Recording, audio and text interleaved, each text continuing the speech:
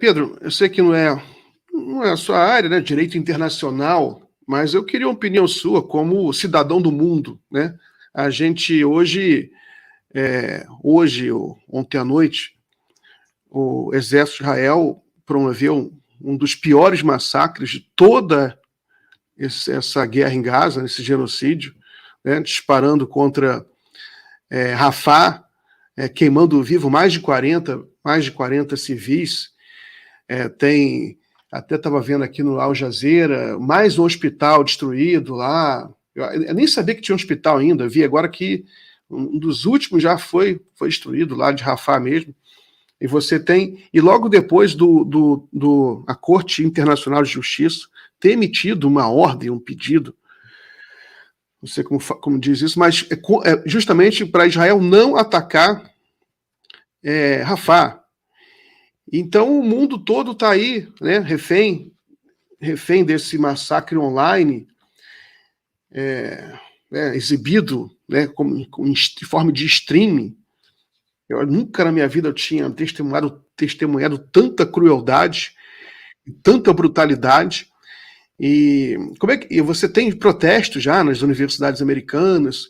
Como é que você está vendo essa atuação de Israel e a pressão que se exerce sobre o direito internacional? Até, inclusive, o porta-voz do Congresso americano, Michael Johnson, ele veio a público para atacar, os Estados Unidos está atacando os tribunais internacionais, está atacando tanto a Corte Internacional de Justiça quanto tem o ICJ, eu fico com as siglas em inglês, confundo com as siglas em português, são dois tribunais internacionais, um pediu a prisão do Netanyahu e foi atacado pelos Estados Unidos, ameaçado pelos Estados Unidos, né, por vários líderes políticos americanos. E agora o outro tribunal, que é a Corte Internacional de Justiça, também pediu para Israel não atacar Rafah, também está sendo atacado pelos Estados Unidos. O Michael Johnson, que a gente estava falando, disse que os Estados Unidos não respeita a soberania americana, não respeita um tribunal internacional. Okay? Ele não percebeu, mas ele acabou negando o próprio conceito de direito internacional, que é justamente você deixar de lado uma parte da soberania em prol de um direito maior. Mas como é que você vê essa questão? A questão é complexa. Eu não sou assim, um especialista em direito internacional público, embora tenha orientado dissertações e teses em direito internacional público, mas em ambientes ou temas que eu tinha mais intimidade, né? Mas existe mesmo essa questão. Nós temos dois grandes tribunais, né? Temos também a própria ONU, que pode funcionar como corte em algumas situações, mas temos o Tribunal Penal Internacional, que, em grosso modo, sendo bem grosseiro, que julga pessoas, né, governantes, a Corte Internacional de Justiça, que julga estados, né? Então, são cortes com objeto diferente, né? Agora, nós temos que entender a natureza do direito internacional. O direito internacional não é o direito de um Estado internacional que tenha soberania sobre o mundo. Isso ainda não... Existem propostas, aí Ferrajoli, por exemplo, tem uma proposta de uma Constituição Internacional, mas tudo isso ainda é quimérico. Você concorda com isso? Você apoia isso? É claro, eu apoiaria totalmente. Eu acho que nós não temos jeito. As relações internacionais, ou elas vão se governar pela força, vão ser relações schmittianas, ou vão se governar pelo direito. Não tem terceiro caminho em relação ao poder político, né? Seja ele onde ele se apresente. Agora, o que nós temos no mundo, cada vez mais, é uma governabilidade de polícia, né? Em que você tem o argumento da segurança sendo sempre usado para um país poder invadir outro. Esse tipo de guerra de Israel até é uma situação mais rara hoje em dia, que é uma guerra territorial, né? Mas, de qualquer forma, o direito internacional é muito claro, o direito chamado humanitário, que de humanitário tem pouco, inclusive, porque é um direito meio estranho, ele trata de qual a legitimidade de você matar gente, no fundo é isso, né? Qual a legitimidade da guerra e seus limites, né? Mas a realidade é que, sob o ponto de vista do direito internacional, numa guerra não se pode tudo, né?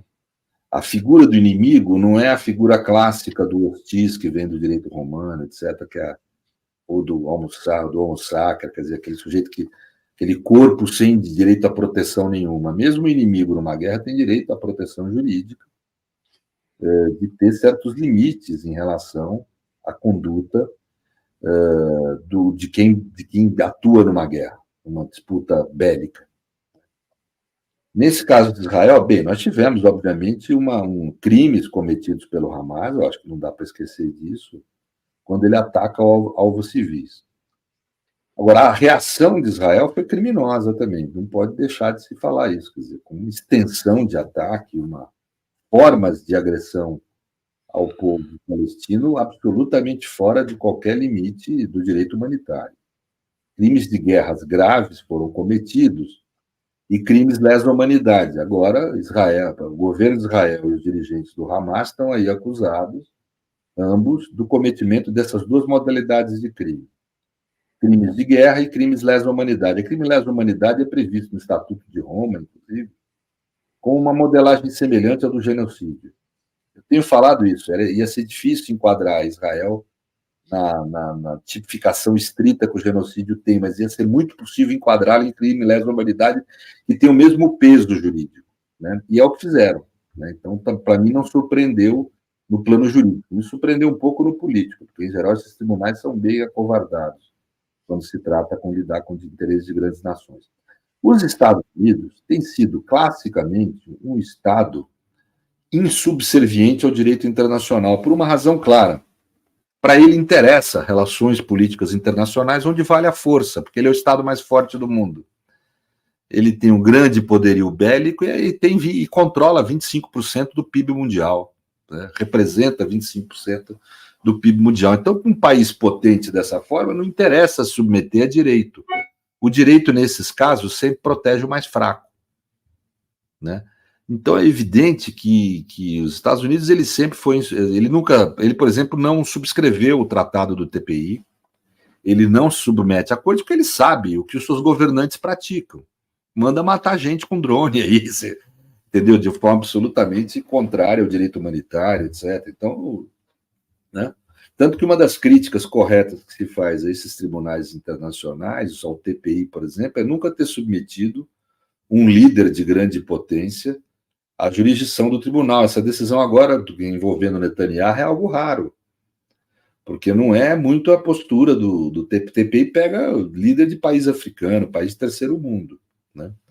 Inclusive, ele falou numa entrevista que um dirigente europeu falou para ele: esse tribunal é só para condenar dirigente africano e latino-americano. Mas é isso, quer dizer, então, por isso que eu falei que politicamente me surpreendeu a decisão do indiciamento, aí, vamos chamar, entre aspas, de indiciamento, da acusação contra os líderes aí, né? Muito bem. Agora, o direito internacional ele não tem esse poder de coagir, mas ele tem cada vez mais um poder maior no plano moral político, de, vamos dizer, construir discursos negativos em relação à conduta de governos que acabam influindo na opinião mundial. Então, não é que ele não tenha poder, é que a natureza do poder dele é diferente de um Estado organizado, de um tribunal de um Estado soberano. É um poder diferente.